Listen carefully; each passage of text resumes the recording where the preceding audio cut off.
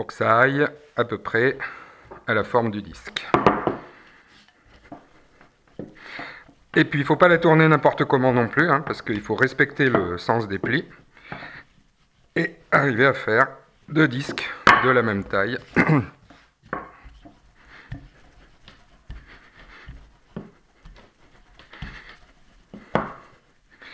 Voilà, les 729 feuilles, là je les écrase bien.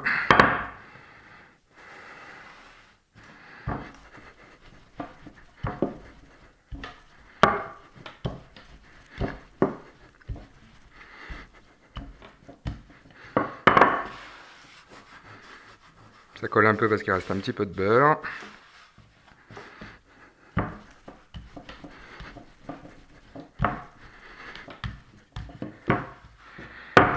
Et il faut vraiment appuyer fort pour arriver à faire des disques assez grands.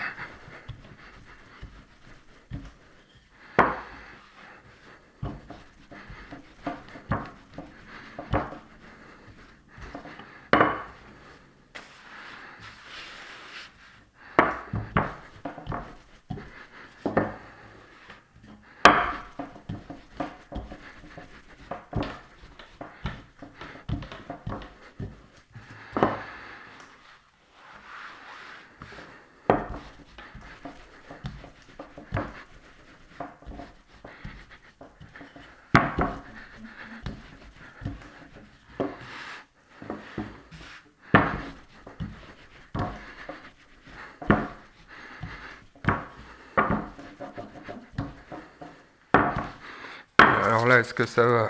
Ça devrait être bon. Oui, impeccable. Je vais même aller un peu trop loin en étalant. Voilà. Donc le premier disque, il faut se servir d'un gabarit comme moi en carton ou en métal de la taille que vous voulez faire. Cette partie-là, elle servira à faire autre chose, hein. Et voilà mon premier disque.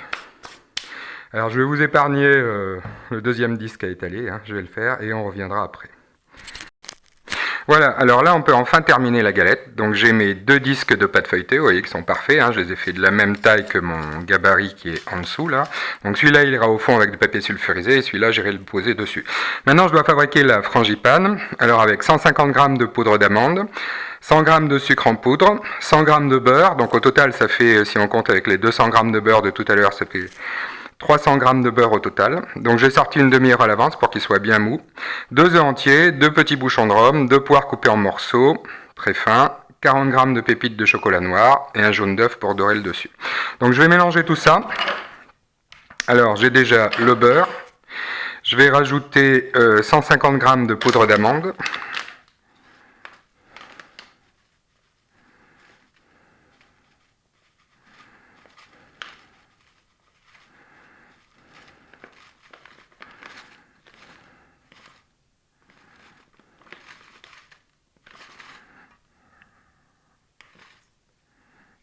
Voilà, 147 g, ça ira bien.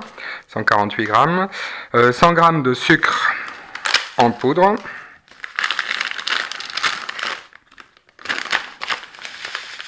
Alors, il faut que je refasse le zéro, bien sûr. 100 g de sucre en poudre.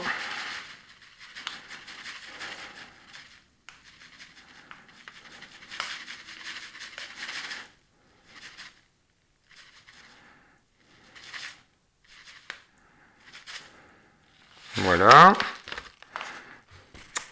Avec ça, 100 g de beurre mou, je l'ai déjà mis. 2 œufs entiers.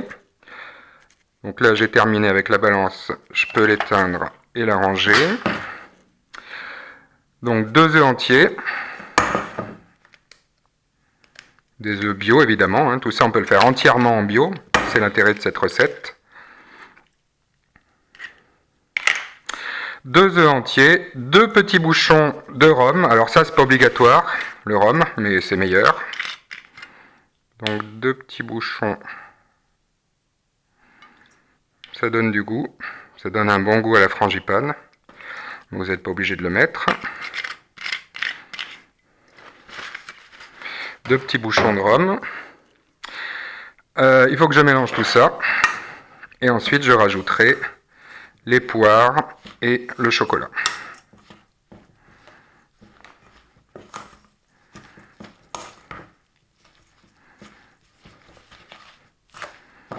Voilà, donc le principe de la frangipane, c'est une espèce de pâte à base d'amandes en poudre, d'œufs, de beurre et de sucre.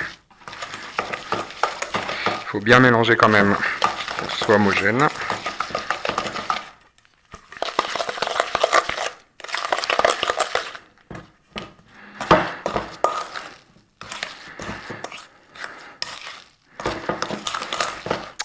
Je rajoute, alors ça c'est parce que je suis gourmand, 50 g de chocolat. Ça donne un petit goût supplémentaire. C'est encore meilleur que la frangipane nature. Et la poire, alors là c'est le secret. En fait la poire, vous n'êtes même pas obligé de le dire aux gens.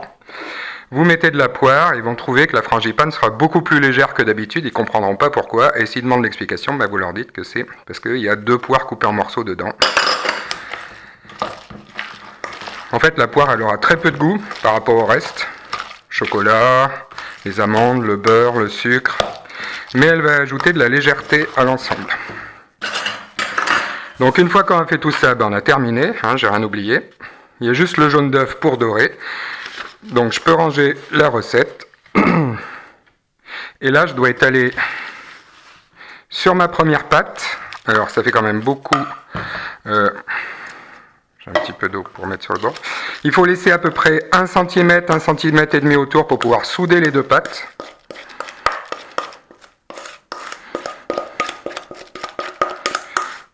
Donc étaler la frangipane au centre.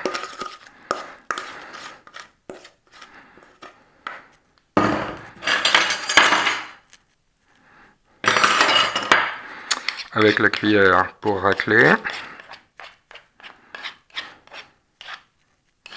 Voilà, et là, ne pas gaspiller.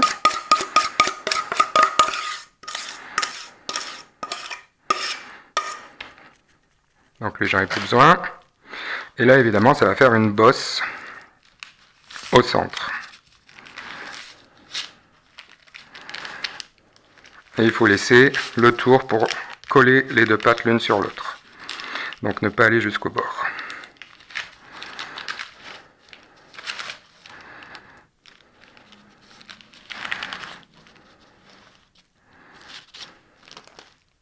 Alors j'aurais pu étaler un petit peu plus la pâte pour faire un petit peu plus grande. Là j'avais 2 disques en carton de cette taille là.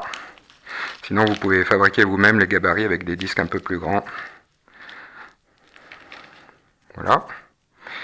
Alors le principe pour arriver à souder les 2 pâtes, c'est de mettre un petit peu d'eau.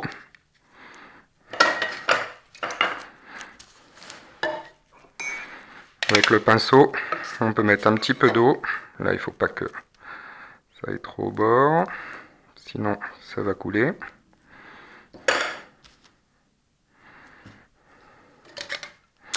Je mouille un petit peu le tour, parce que si c'est sec, ça ne se soudera pas. C'est l'humidité qui va permettre de souder avec la farine, l'amidon de la farine. Ça va faire de la colle. Et je mets mon deuxième disque, donc 729 plus 729 feuilles. J'ai mes 1458 feuilles, donc voilà. Je peux dire que mon grand-père faisait des galettes avec, s'il avait fait 3 tours comme moi, 1458 feuilles par galette. 2 fois 729. Bien appliqué au bord. Alors là, il y a une astuce pour arriver à bien souder. Il faut appuyer comme ça, avec une fourchette, tout le tour.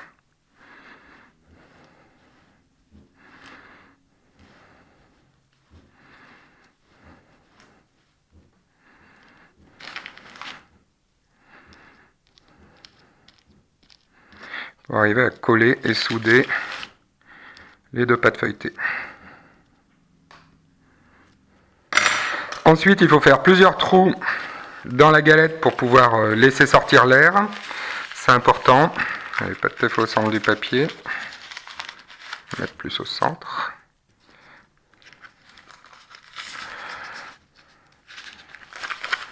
Voilà. Faire plusieurs trous comme ça, parce que sinon elle risque de gonfler à cause de la présence de l'air. Et puis là, on va faire la lettre pi, qui est le symbole des mathématiques.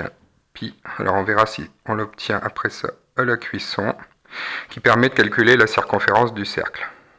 Pi c'est 3,14, etc. Et la formule du cercle c'est 2pi fois le rayon, la circonférence du cercle. Voilà, alors c'est pas terminé, il faut encore la dorer cette galette. Donc ça c'est au dernier moment. Je vais récupérer juste le jaune d'œuf.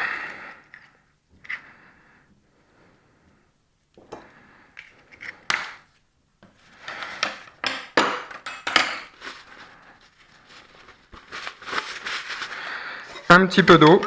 Si on met que le jaune d'œuf, ça va pas bien, donc un tout petit peu d'eau pour que ce soit un petit peu plus liquide. Et là, il faut la couvrir généreusement avec le jaune d'œuf. Qu'elle soit bien dorée.